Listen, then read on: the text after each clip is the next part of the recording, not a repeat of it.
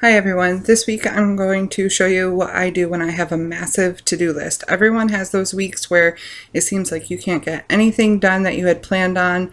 This week my daughter had the flu, I had a kidney infection, my brother got married, I had all kinds of stuff. So it all got pushed off to the weekend. First thing I like to do is grab a scrap piece of paper and divide it into two sections, home and work. So on the right hand side I have home, and you can see all the stuff that I am putting on that to-do list. And it is going to be massive. On the opposite side I have all the work stuff that I didn't get done that I need to get done. Now this doesn't have to be complete, it's just everything that you can think of off the top of your head that has to get done. And for me it was a lot. I pretty much got nothing done, it felt like, between me being sick and my brother getting married and Allie being sick. It was not a fun week, so now I'm playing catch up. So this is just a sloppy to-do list, and I'm just finishing that up real quick. Next, I like to highlight things according to what I'm doing. You can see everything in home is yellow, so I just highlighted home. But on the work side, I like to kind of color code the things according to what I have to do. Like voiceovers is one color, editing is one color. And then I pull out a piece of paper that I'm actually going to write my actual to-do list on. And then I get started. Now what I like to do is, because I have a ton of work stuff to do and a ton of home stuff to do, and I work from home, so it's not like I have to go somewhere to do my work stuff, I like to alternate. So you can see there I have TX files to computer. That just means transfer files, in case you didn't know what TX means. Transfer files to computer, and then dishes. Two completely different categories there, but it helps me when I rotate back and forth between home and work. It just helps me feel as though I'm not going to get bored of one thing or the other. Sometimes when I'm sitting at my computer or sitting at my desk drawing or doing these little videos, then it becomes overwhelming when I have too much of that stuff to get done. So I like to break it up a little bit by doing dishes in the middle or cleaning the kitchen in the middle.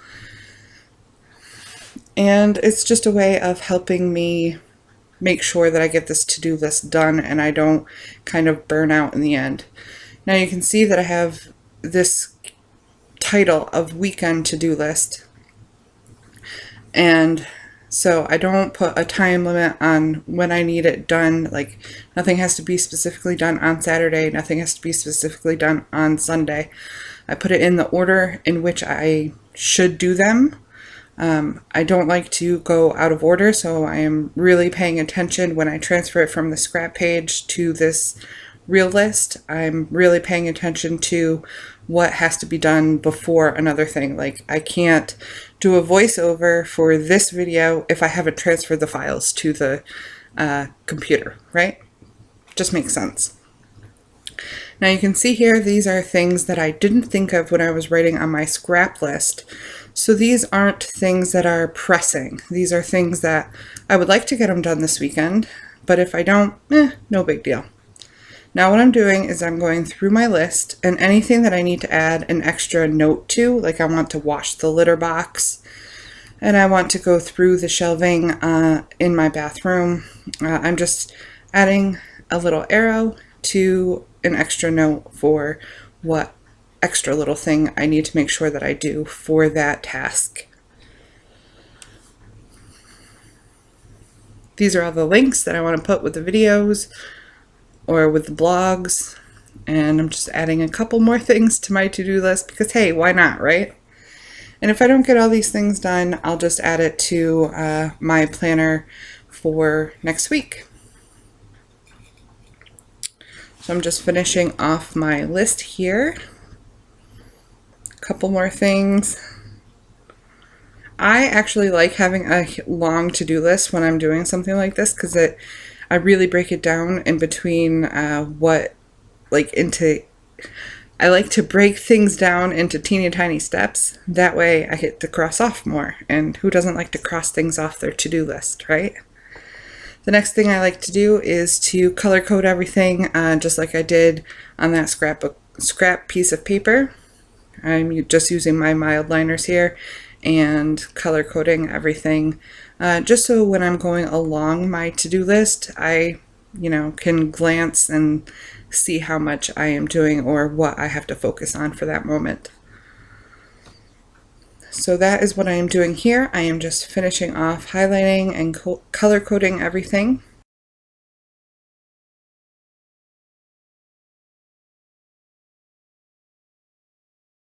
Once everything is color coded, I will take a black piece of cardstock and cover up pretty much my whole to-do list except for something from home and something from work.